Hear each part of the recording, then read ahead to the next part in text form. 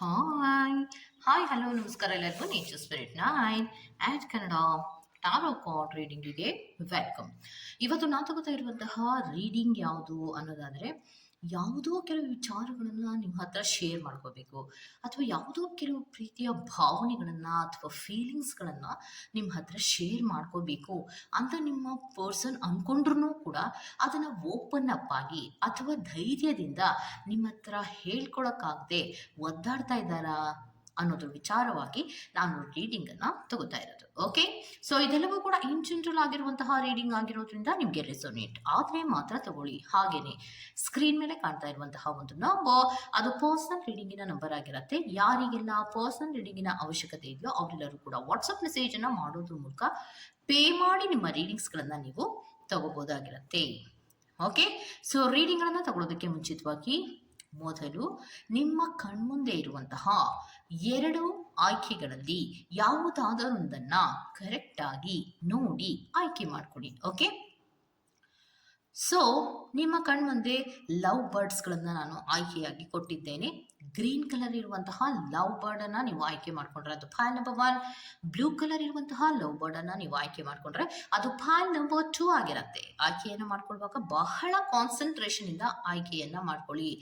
ಯಾವ ವಿಚಾರವನ್ನು, ಯಾವ ಫೀಲಿಂಗನ್ನು ಅಥವಾ ಯಾವ ಪ್ರೀತಿಯ ಭಾವನೆಗಳನ್ನು ನಿಮ್ಮ ಹತ್ರ ಹೇಳ್ಕೋಬೇಕು ಅಂತ ಅನ್ಕೋತಾ ಇದ್ದಾರೆ ನಿಮ್ಮ ಪರ್ಸನ್ನು, ಆದರೂ ಕೂಡ ಹೇಳ್ಕೊಳಕ್ಕಾಗದೆ ಅವರು ಒದ್ದಾಡ್ತಾ ಇದ್ದಾರೆ, ಏನಿರ್ಬೋದು ಆ ವಿಚಾರಗಳು ಅನ್ನೋದ್ರ ಬಗ್ಗೆ ಖಂಡಿತವಾಗಿಯೂ ನೀವು ರೀಡಿಂಗನ್ನು ನೋಡ್ಬೋದಾಗಿರುತ್ತೆ. ಓಕೆ, ಸೊ ಹಾಗೇನೆ ಡಿಸ್ಕ್ರಿಪ್ಷನ್ ಬಾಕ್ಸ್ನಲ್ಲಿ ಪ್ರತಿ ಫೈಲ್ನ ಟೈಮಿಂಗ್ಸನ್ನು ಕ್ಲಿಯರ್ ಆಗಿಯೇ ಮೆನ್ಷನ್ ಮಾಡಿರ್ತೀನಿ. ನೀವು ಯಾವ ಫೈಲನ್ನು ಸೆಲೆಕ್ಟ್ ಮಾಡ್ಕೊಂಡಿರ್ತೀರೋ ಆ ಫೈಲ್ನ ಟೈಮಿಂಗ್ಸನ್ನು ನೋಡಿ ಸ್ಕಿಪ್ ಆಗಿ ನಿಮ್ಮ ರೀಡಿಂಗ್ಸ್ಗಳನ್ನು ನೀವು ತಗೋಬೋದಾಗಿರುತ್ತೆ. ಓಕೆ, ಸೊ ರೀಡಿಂಗನ್ನು ಶುರು ಮಾಡೋಣ. Okay, let start.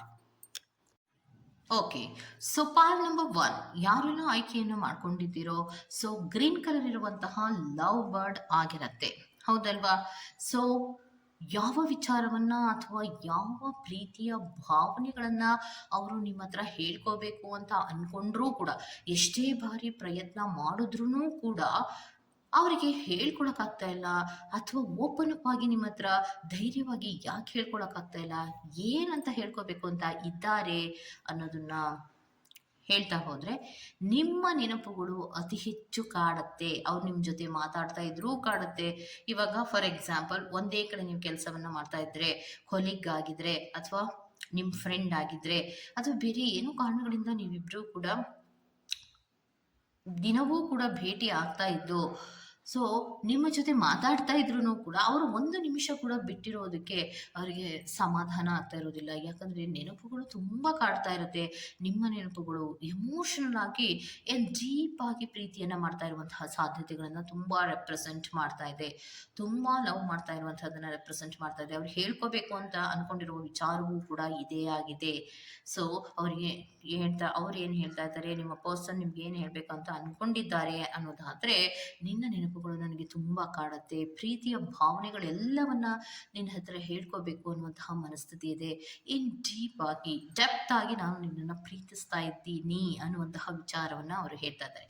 ಇದನ್ನ ಧೈರ್ಯವಾಗಿ ನಿಮ್ಮ ಹತ್ರ ಹೇಳ್ಕೊಳಕ್ ಬಂದಾಗ ಧೈರ್ಯ ಸಾಧದೆ ಅವರು ಸುಮ್ಮನಿರ್ತಿದ್ದಾರೆ. ಇದೇ ಅವರಿಗೆ ಹೇಳ್ಕೊಳಕ್ಕಾಗದೆ ಒದ್ದಾಡ್ತಾ ಇರುವಂತಹ ವಿಚಾರಗಳು.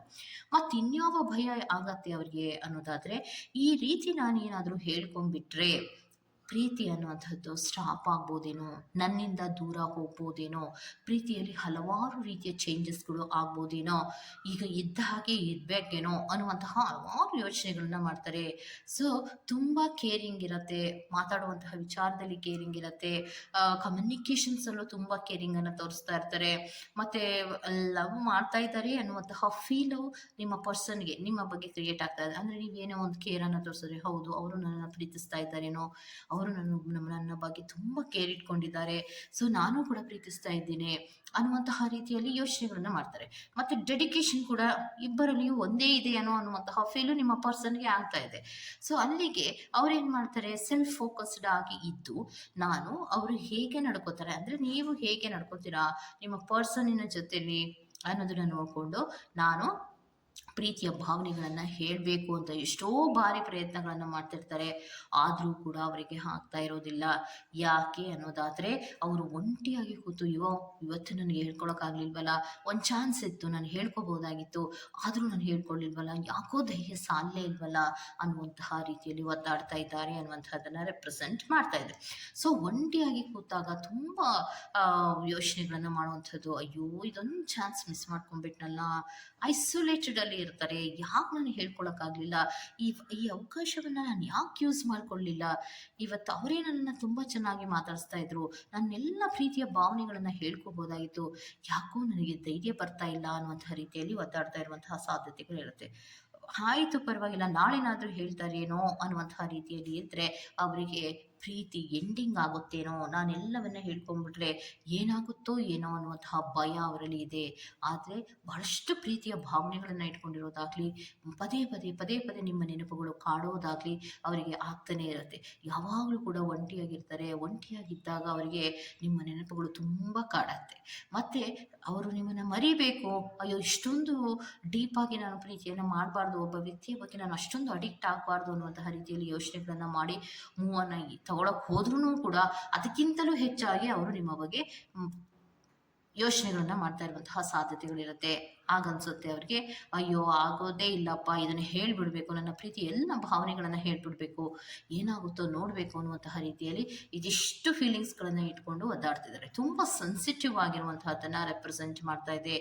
ಅವರಿಗೂ ಕೂಡ ನಿಮ್ಮ ಬಗ್ಗೆ ತುಂಬ ಕೇರಿಂಗ್ ಇದೆ. ನಿಮ್ಮನ್ನು ನೋಡಿದ ತಕ್ಷಣ ಒಂದು ರೀತಿಯಲ್ಲಿ ಶೈ ಆಗುವಂತಹ ಸಾಧ್ಯತೆಗಳು ಕೂಡ ಜಾಸ್ತಿ ಇರುತ್ತೆ. ಹೇಳ್ಕೋಬೇಕು ಅಂತ ಅನ್ಕೊಂಡ್ರು ಕೂಡ ಭಯ ಅವರಲ್ಲಿ ಜಾಸ್ತಿ ಇರೋದ್ರಿಂದ ಹೇಳ್ಕೊಳಕ್ಕಾಗದೆ ಅವರು ಒದ್ದಾಡ್ತಿದ್ದಾರೆ ಅನ್ನುವಂಥದ್ದನ್ನು ರೆಪ್ರೆಸೆಂಟ್ ಮಾಡ್ತಾ ಇದೆ. ಓಕೆ, ಸೊ ಇದಿಷ್ಟು ಪಾಲ್ ನಂಬರ್ 1 ಅವರ ರೀಡಿಂಗ್ ಆಗಿರುತ್ತೆ. Go to the next poll number 2. ಯಾರೆಲ್ಲ ಬ್ಲೂ ಕಲರ್ ಇರುವಂತಹ ಲವ್ ಬರ್ಡ್ ಅನ್ನು ಸೆಲೆಕ್ಟ್ ಮಾಡ್ಕೊಂಡಿದ್ದೀರೋ, ಸೊ ನಿಮ್ಮ ಪ್ರೀತಿಯ ವ್ಯಕ್ತಿ ಯಾವುದೋ ಕೆಲವು ವಿಚಾರಗಳನ್ನ ಅಥವಾ ಅವರ ಫೀಲಿಂಗ್ಸ್ಗಳನ್ನ ಹೇಳ್ಕೋಬೇಕು ಅಂತಿರ್ತಾರೆ, ಆದರೂ ಹೇಳ್ಕೊಳಕ್ಕಾಗದೆ ಏನಾದ್ರು ಒದ್ದಾಡ್ತಾ ಇದ್ದಾರಾ ಅನ್ನೋದನ್ನ ನೋಡೋಣವಾ. ಓಕೆ, ಸೊ ಕಾರ್ಡ್ಸ್ನಲ್ಲಿ ಬಂದಿರುವಂತಹದ್ದೇನು ಅನ್ನೋದಾದ್ರೆ ತುಂಬ ಟೆಂಪ್ಟೇಷನ್ ಅಲ್ಲಿ ಇರುವಂತಹದ್ದು. ಅವರ ಭಾವನೆಗಳನ್ನು ಹೇಳ್ಬಿಡ್ಬೇಕು, ಅಪ್ಸೆಟ್ ಆಗ್ತಾ ಇದ್ದಾರೆ. ಹೌದು, ಅವರಿಗೆ ಪ್ರೀತಿಯನ್ನ ಮಾಡಬೇಕು, ಪ್ರೀತಿಸ್ಬೇಕು ಅನ್ನುವಂತಹ ರೀತಿಯಲ್ಲಿ ಕಾನ್ಫಿಡೆಂಟ್ ಆಗಿ ಇರ್ತಾರೆ. ಆದರೆ ಅಪ್ಸೆಷನ್ಸಲ್ಲೂ ಕೂಡ ಇರ್ತಾರೆ. ಯಾಕೆ ಅಂದರೆ ಅವರಿಗೆ ಪ್ರೀತಿಯ ವಿಚಾರದಲ್ಲಿ ಒಂದು ರೀತಿಯ ಭಯವೂ ಇದೆ, ಕನ್ಫ್ಯೂಷನ್ಸ್ಗಳಿದೆ ಅನ್ನುವಂಥದ್ದನ್ನು ರೆಪ್ರೆಸೆಂಟ್ ಮಾಡ್ತಾ ಇದೆ. ಎಷ್ಟು ಅಬ್ಸೆಷನ್ಸ್ಗಳಿಗೆ ಒಳಗಾಗ್ತಾರೆ ಅಂದರೆ ತನ್ನೆಲ್ಲ ಭಾವನೆಗಳನ್ನು ಹೇಳೋದಕ್ಕೆ ಪ್ರಯತ್ನವನ್ನು ಮಾಡಿದ್ರೂ ಕೂಡ ಅದು ನೆಗೆಟಿವ್ ಪ್ಯಾಟ್ರನಿನ ಭಾವನೆಗಳು ಅವರಲ್ಲಿ ಇರುವಂಥದ್ದನ್ನು ರೆಪ್ರೆಸೆಂಟ್ ಮಾಡ್ತಾ ಇದೆ. ಸೊ ಈ ವ್ಯಕ್ತಿಯಲ್ಲಿ ಒಂದು ನೆಗೆಟಿವ್ ಪ್ಯಾಟ್ರನಿನ ರೀತಿಯಲ್ಲಿ ಭಾವನೆಗಳು ಇರೋದ್ರಿಂದ ಅವರು ಟೆಂಪ್ಟೇಷನ್ ಅಲ್ಲಿ ಇರುವಂತಹದನ್ನ ರೆಪ್ರೆಸೆಂಟ್ ಮಾಡ್ತಾ ಇದೆ. ಮತ್ತೆ ಅವರು ಎಷ್ಟೇ ಟೆಂಪ್ಟೇಷನ್ ಆಗಿ ಇದ್ರೂ ಕೂಡ ಪ್ರೀತಿಯ ಭಾವನೆಗಳ ಮೂಮೆಂಟ್ಸ್ಗಳನ್ನ ತಗೊಳ್ಳೇಬೇಕು ಅನ್ನುವಂತಹ ರೀತಿಯಲ್ಲಿ ಬರ್ತಾ ಇದ್ರು ಕೂಡ ಅವರಿಗೆ ಧೈರ್ಯವೇ ಸಿಗದಂತೆ ಆಗ್ತಾ ಇದೆ. ಧೈರ್ಯವಾಗ್ತಾ ಇಲ್ಲ, ಯಾಕಂದ್ರೆ ಅವರ ಎಕ್ಸ್ಪೆಕ್ಟೇಷನ್ಸ್ ಅನ್ನ ರೀಚ್ ಮಾಡೋದಕ್ಕೆ ಸಾಧ್ಯವೇ ಆಗ್ತಾ ಇಲ್ಲ. ಯಾಕೆ, ನನ್ನೆಲ್ಲ ಎಕ್ಸ್ಪೆಕ್ಟೇಷನ್ಸ್ಗಳನ್ನ ನನ್ನ ಪ್ರೀತಿಯ ವ್ಯಕ್ತಿ ಫುಲ್ಫಿಲ್ ಮಾಡೋದಿಲ್ಲ ಅನ್ನೋದು ಅವರಿಗೆ ಸರಿಯಾಗಿ ಗೊತ್ತಿದೆ. ಸೊ ನಾನೇನು ಉಲ್ಟಾ ಯೋಚನೆಗಳನ್ನ ಮಾಡ್ತಾ ಇದ್ದೀನೇನೋ ಅನ್ನುವಂತಹ ರೀತಿಯಲ್ಲಿ ಅವರು ಇರುವಂತಹ ಸಾಧ್ಯತೆಗಳು ಇದೆ. ಅದಕ್ಕೋಸ್ಕರವಾಗಿ ಅವರ ಥಾಟ್ಫುಲ್, ಅವರ ಯೋಚನೆಗಳೆಲ್ಲವೂ ಕೂಡ ಒಂದು ನೆಗೆಟಿವ್ ಪ್ಯಾಟರ್ನಿನ ರೀತಿಯಲ್ಲಿ ಇರುವಂತಹದನ್ನ ರೆಪ್ರೆಸೆಂಟ್ ಮಾಡ್ತಾ ಇರುವಂತಹದ್ದು. ಅವರ ಯೋಚನೆಗಳಲ್ಲಿ ಒಂದು ಪ್ರೋಗ್ರೆಸಿವ್ ಲವ್ಗಿಂತ ಅವರು ಅವರದ್ದೇ ಆದಂತಹ ರೀತಿಯಲ್ಲಿ ಮೂಮೆಂಟ್ಸ್ಗಳನ್ನು ತಗೋಬೇಕು ಅನ್ನುವಂತಹ ಮನಸ್ಥಿತಿಗಳಿರ್ತಾರೆ. ಸೊ ಇಂತಹ ಮನಸ್ಥಿತಿಗಳು ಇರೋದ್ರಿಂದಲೇ ಸ್ಟ್ರಗಲ್ ಆಗ್ತಾ ಇರೋದು ಅವರಿಗೆ. ಓಕೆನಾ, ಓಪನ್ ಅಪ್ ಆಗಿ ಕೇಳಬೇಕಾಗಿರುವ ವಿಚಾರಗಳು ಅದು ನ್ಯಾಯ ನೀತಿಯಲ್ಲಿ ಇಲ್ಲ. ಅವರ ಭಾವನೆಗಳು, ಅವರ ಪ್ರೀತಿಯ ಭಾವನೆಗಳು ಒಂದು ನೆಗೆಟಿವ್ ಪ್ಯಾಟರ್ನಿನ ರೀತಿಯಲ್ಲಿ ಮುಂದುವರಿಕೆಗಳು ಆಗ್ತಾ ಇರೋದ್ರಿಂದ ಅವರ ಯೋಚನೆಗಳನ್ನ ಕರೆಕ್ಟ್ ಆಗಿ ಎಕ್ಸ್ಪ್ರೆಸ್ ಮಾಡೋದಕ್ಕೆ ಆಗ್ತಾ ಇಲ್ಲ, ನಿಮ್ಮನ್ನ ಬಿಟ್ಟು ಹೋಗೋದಿಕ್ಕೂ ಕೂಡ ಅವರಿಗೆ ಆಗ್ತಾ ಇಲ್ಲ. ಸೊ ಇಬ್ಬರಲ್ಲಿಯೂ ಕೂಡ ಒಂದು ಡೀಪ್ ಇಶ್ಯೂಸ್ಗಳಾಗ್ತಾ ಇರುವಂತಹ ಸಾಧ್ಯತೆಗಳು ಇದೆ ಅನ್ನುವಂಥದ್ದನ್ನ ರೆಪ್ರೆಸೆಂಟ್ ಮಾಡ್ತಾ ಇದೆ. ಅವ್ರೇನೋ ಹೇಳಬೇಕು, ಯಾವುದೇ ಒಂದು ಮೂವನ್ನ ತಗೋಬೇಕು ಅನ್ನೋದನ್ನ ಬರೋದಕ್ಕೆ ಹೋದ್ರೆ ನಿಮ್ಮ ಕಡೆಯಿಂದ ಒಂದು ರೀತಿಯಲ್ಲಿ ಕ್ಲಾಶಸ್ಗಳಾಗ್ಲಿ ಗಳಾಗ್ಲಿ, ಡಿಸ್ಅಗ್ರಿಮೆಂಟ್ಸ್ಗಳಾಗಲಿ, ಆರ್ಗ್ಯುಮೆಂಟ್ಸ್ಗಳಾಗಲಿ ಜಾಸ್ತಿಗಳಾಗ್ತಾ ಇದೆ. ಯಾತಕ್ಕೆ ಅಂದರೆ ನಿಮ್ಮ ಪರ್ಸನ್ನಿನ ಕಡೆಯಿಂದಲೇ ನಿಮಗೆ ಸ್ವಲ್ಪ ತೊಂದರೆಗಳಾಗ್ತಾ ಇರುವಂತಹದ್ದು. ಅವರು ಯೋಚನೆ ಮಾಡುವಂತಹ ರೀತಿಯಾಗಲಿ, ಮೂವನ್ನು ತಗೊಳ್ಳುವಂತಹ ರೀತಿಯಾಗಲಿ, ಪ್ರೀತಿಯ ಭಾವನೆಗಳನ್ನು ವ್ಯಕ್ತಪಡಿಸುವಂತಹ ರೀತಿಯಾಗಲಿ ಎಲ್ಲವೂ ಕೂಡ ಒಂದು ನೆಗೆಟಿವ್ ಪ್ಯಾಟರ್ನಿನ ರೀತಿಯಲ್ಲಿ ಇರೋದ್ರಿಂದ ನಿಮ್ಮಿಬ್ಬರ ನಡುವೆ ಹೊಂದಾಣಿಕೆಗಳು ಕಷ್ಟ ಆಗ್ತಾ ಇರೋದ್ರಿಂದ ಅವರು ಹೇಳ್ಕೊಳಕ್ಕಾಗದೆ ಒದ್ದಾಡ್ತಾ ಇರುವಂತಹ ಸಾಧ್ಯತೆಗಳು ಇರುತ್ತೆ. ಸೊ ಇನ್ನೊಂದೇನು ಅನ್ನೋದಾದರೆ, ಅವರ ಭಾವನೆಗಳನ್ನು ಹೇಳ್ಕೊಳ್ಳೋದಕ್ಕೆ ಅದರಲ್ಲಿ ನೀವು ಒಪ್ಪಿಗೆ ಕೊಡೋದಿಲ್ಲ ಅನ್ನೋದು ಗೊತ್ತಿದ್ರೂ ಕೂಡ ಅವರು ಸುಮ್ಮನೂ ಆಗ್ತಾ ಇಲ್ಲ, ಅಥವಾ ಹೇಳೋದಕ್ಕೆ ಹೋಗೋದಕ್ಕೆ ಧೈರ್ಯವೂ ಸಿಗದೆ ಒದ್ದಾಡ್ತಿರುವಂತಹ ಸಾಧ್ಯತೆಗಳನ್ನು ರೆಪ್ರೆಸೆಂಟ್ ಮಾಡ್ತಾ ಇದೆ. ಓಕೆ, ಸೊ ನಿಮ್ಮ ಆಲೋಚನೆಗಳಿಗೂ ಅವರ ಆಲೋಚನೆಗಳಿಗೂ ಅಜಗಜಾಂತರವಾದಂತಹ ವ್ಯತ್ಯಾಸಗಳು ಇರೋದ್ರಿಂದ ಅವರ ಭಾವನೆಗಳನ್ನು ಎಕ್ಸ್ಪ್ರೆಸ್ ಮಾಡಿದ್ರೆ ಖಂಡಿತವಾಗಿಯೂ ಜಗಳಗಳಾಗತ್ತೆ ಅನ್ನುವಂತಹದ್ದು ಸ್ಪಷ್ಟವಾಗಿ ನಿಮ್ಮ ಪರ್ಸನ್ಗೆ ಗೊತ್ತಿರೋದ್ರಿಂದ ಅವರು ಎಕ್ಸ್ಪ್ರೆಸ್ ಮಾಡೋಕ್ಕಾಗದೆ ಒದ್ದಾಡ್ತಿದ್ದಾರೆ. ಸೊ ನಿಮ್ಮ ಎಕ್ಸ್ಪೆಕ್ಟೇಷನ್ಸ್ಗಿಂತಲೂ ಜಾಸ್ತಿಯಾಗಿ ಅವರು ನಿಮ್ಮ ಹತ್ರ ಎಕ್ಸ್ಪೆಕ್ಟ್ ಮಾಡೋದ್ರಿಂದ ನಿಮ್ಮಿಬ್ಬರ ನಡುವೆ ಕ್ಲಾಶಸ್ಗಳಾಗುವಂತಹ ಸಾಧ್ಯತೆಗಳು ಇರೋದ್ರಿಂದ ಅದು ಚೆನ್ನಾಗಿ ಗೊತ್ತಿದೆ ಕೂಡ ಅವರಿಗೆ. ಸೊ ಅದಕ್ಕೋಸ್ಕರವಾಗಿ ಹೇಳಕ್ಕಾಗದೆ ಒದ್ದಾಡ್ತಾ ಇದ್ದಾರೆ. ಮೂವ್ ಆನ್ ಆಗೋದಿಕ್ಕೂ ಆಗದೆ, ನಿಮ್ಮ ಜೊತೆ ಕರೆಕ್ಟಾಗಿ ಇರೋದಿಕ್ಕೂ ಆಗದೆ, ಏನ್ ಹೇಳಬೇಕು ಅದನ್ನ ಕರೆಕ್ಟಾಗಿ ಹೇಳೋದಿಕ್ಕೂ ಆಗದೆ ಒದ್ದಾಡ್ತಾ ಇರೋದು. ಯಾಕಂದ್ರೆ ನೀವು ಹೇಳಬೇಕಾಗಿರುವಂತಹ ಭಾವನೆಗಳಲ್ಲಿ ಯಾವುದೂ ಕೂಡ ಒಪ್ಪಿಗೆ ಸಿಗುವಂತಹದ್ದಲ್ಲ. ಒಂದು ನೆಗೆಟಿವ್ ಪ್ಯಾಟರ್ನ್ ಅಲ್ಲಿ ಇರೋದ್ರಿಂದ ನೀವು ಒಪ್ಪಿಗೆ ಕೊಡೋದಿಲ್ಲ ಅಂತ ಗೊತ್ತಿದ್ರೂ ಕೂಡ ಅವರು ಇದನ್ನ ಹೇಳಬೇಕು, ನನಗೆ ಏನ್ ಬೇಕು ಅನ್ನೋದನ್ನ ನಿಮ್ಮ ಹತ್ರ ಹೇಳ್ಬಿಡ್ಬೇಕು ಅನ್ನುವಂತಹ ರೀತಿಯಲ್ಲಿ ಪ್ರಯತ್ನಗಳನ್ನ ಮಾಡುವಂತಹ ರೀತಿಯಲ್ಲಿ ಮೂವುಗಳನ್ನು ತಗೊಳ್ಳುವಂತಹ ಸಾಧ್ಯತೆಗಳು ಇರುತ್ತೆ. ಬಟ್ ಆದ್ರೆ ಅಷ್ಟೊಂದು ಧೈರ್ಯ ಅವರಿಗೆ ಬರೋದಿಲ್ಲ ಅನ್ನುವಂಥದ್ದನ್ನ ರೆಪ್ರೆಸೆಂಟ್ ಮಾಡ್ತಾ ಇದೆ. ಇದೇ ಅವರಿಗೆ ಒದ್ದಾಟಕ್ಕೆ ಕಾರಣ ಆಗ್ತಾ ಇರೋದು. ಓಕೆ, ಸೊ ಇದಿಷ್ಟು ಪಾಲ್ ನಂಬರ್ 2 ಅವರ ರೀಡಿಂಗ್ ಆಗಿರುತ್ತೆ. ಈ ತರಹದ ರೀಡಿಂಗ್ ನಿಮ್ಗೆ ಇಷ್ಟ ಆಗಿದೆ ದಯವಿಟ್ಟು ಸಬ್ಸ್ಕ್ರೈಬ್ ಮಾಡಿ, ಪಕ್ಕದಲ್ಲಿ ಇರುವಂತಹ ಬೆಲ್ ಐಕಾನ್ ಪ್ರೆಸ್ ಮಾಡಿ. ನಾನು ನಿಮ್ಮನ್ನ ಮತ್ತೊಂದು ರೀಡಿಂಗ್ ಗಳಲ್ಲಿ ಸಿಗ್ತೀನಿ ಅಂತ ಹೇಳ್ತಾ ಅಲ್ಲಿವರೆಗೂ ಟೇಕ್ ಕೇರ್, ಬಾಯ್.